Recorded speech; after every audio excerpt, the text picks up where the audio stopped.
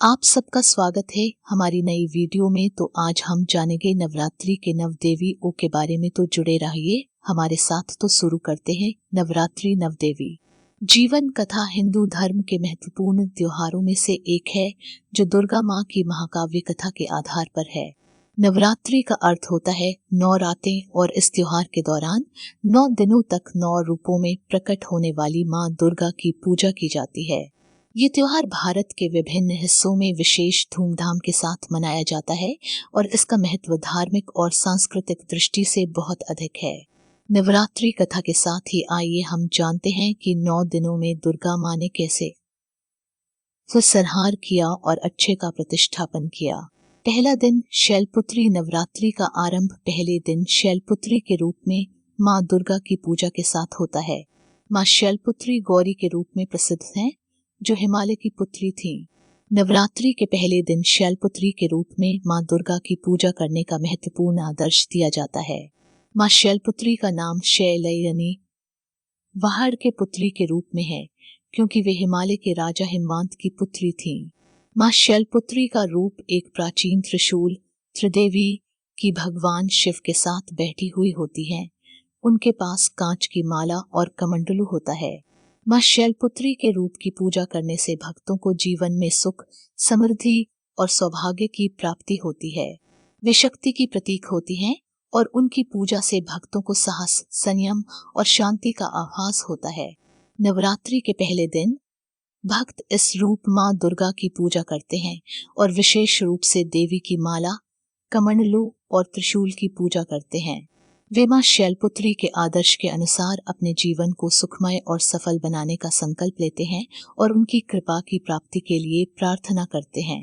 नवरात्रि के इस पहले दिन का महत्व भगवान दुर्गा की आराधना और उनकी कृपा को प्राप्त करने के लिए एक शुभ अवसर है जो भक्तों को माँ के आदर्श के साथ जीवन में सफलता प्राप्त करने का मार्ग दिखाता है। दूसरा दिन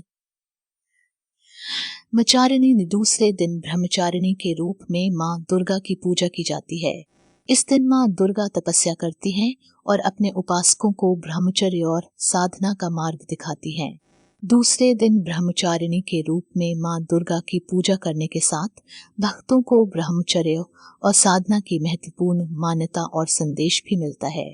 इस दिन माँ दुर्गा का रूप विशेष रूप से तपस्या और साधना के प्रतीक के रूप में माना जाता है। माँ ब्रह्मचारिणी का रूप एक तपस्विनी के रूप में होता है जो अत्यंत संयमित और ध्यानात्मक जीवन जीने का प्रतीक होता है। वे ध्यान और तपस्या में लगी रहती हैं और उनकी पूजा से भक्तों को आध्यात्मिक उन्नति की ओर प्रेरित करती है। ब्रह्मचारिणी का नाम उनकी व्रतचारण के साथ जुड़ा होता है जिसमें उन्होंने अपने शिव की प्राप्ति के लिए सख्त व्रत रखा था। इस दिन भक्तों को ब्रह्मचर्य, साधना और ध्यान की महत्वपूर्ण भूमिका की याद दिलाने के लिए माँ दुर्गा की पूजा करते हैं।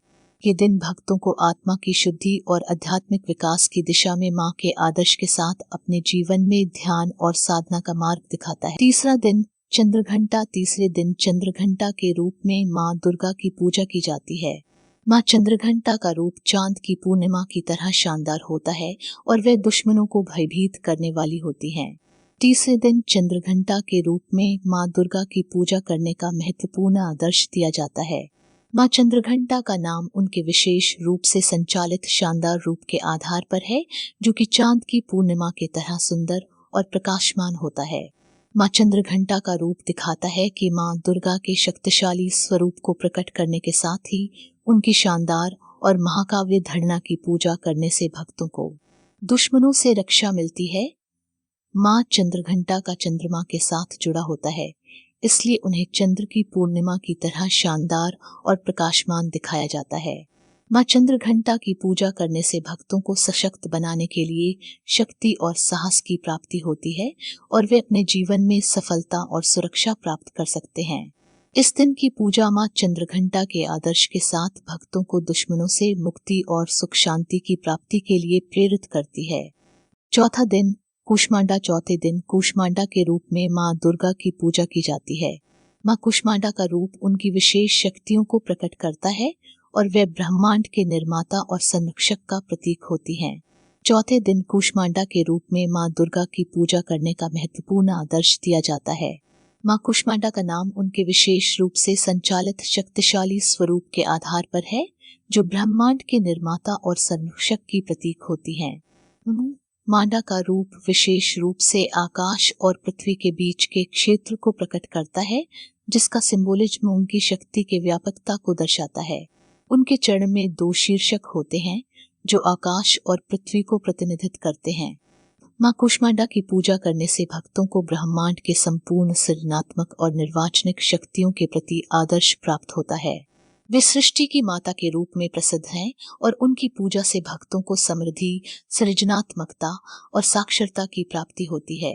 इस दिन की पूजा माँ कुष्मांडा के शक्तिशाली और सर्वव्यापक स्वरूप की महत्वपूर्ण यात्रा के रूप में मानी जाती है, जो भक्तों को ब्रह्मांड के निर्माता और संरक्षक की आदर्श भावना से प्रेरित करती है।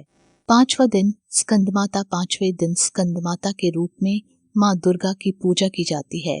माँ स्कंदमाता भगवान कार्तिकेय की माँ है और उनका वरदान सभी को भक्ति और मोक्ष की प्राप्ति कराता है।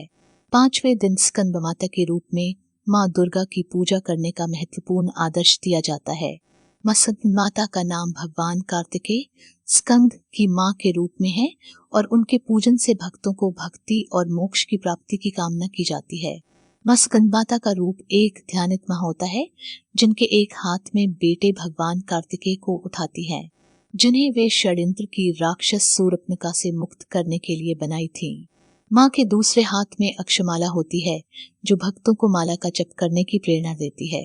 माँ स्कंद माता की पूजा करने से भक्तों को भगवान कार्तिकेय की कृपा मिलती है और उन्हें भक्ति, ध्यान और आत्मज्ञान की प्राप्ति होती है। इसके अलावा इस दिन की पूजा से भक्तों को परमात्मा की ओर प्रकट होने के लिए प्रेरित किया जाता है और उन्हें आत्मा की गहरी ज्ञान की प्राप्ति होती है।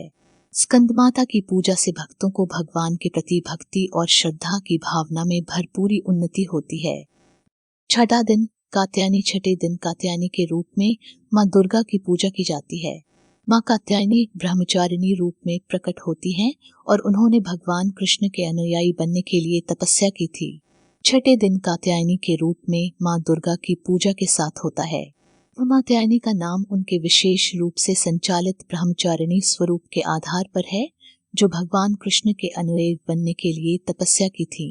माँ कात्यायनी का रूप एक युवती के रूप में होता है, जिन्होंने भगवान कात्यायनी की पूजा करके उनका वर प्राप्त किया था।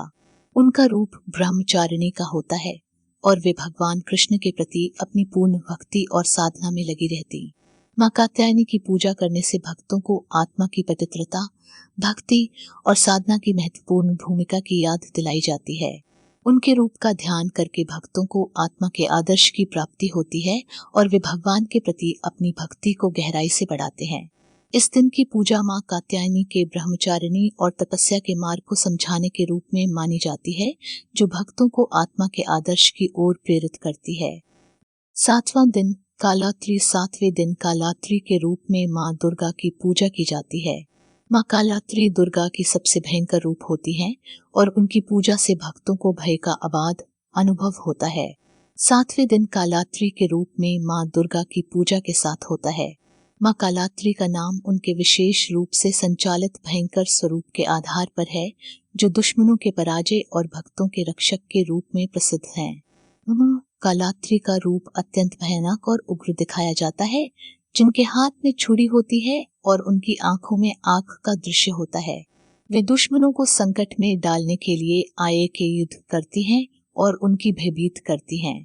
माँ कालात्री की पूजा करने से भक्तों को भय के परिप्रेक्ष्य में दृढ़ और साहसी बनाने की प्रेरणा मिलती है।